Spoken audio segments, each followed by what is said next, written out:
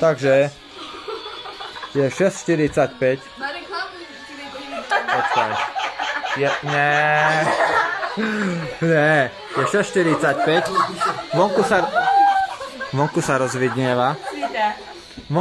Vonku svitá. Vonku svitá. Počkaj, nie, vonku svitá.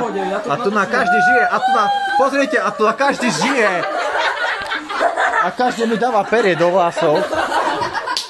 A viete čo? Pozrite. Všetci sa tu na mňa smejú, že robím reportáž. Čiže to znamená, že reportáž už viac nerobím. Reportáž robím až doma. Takže 6:48, koniec reportáže. Až zajtra večer o 6:00. Papa.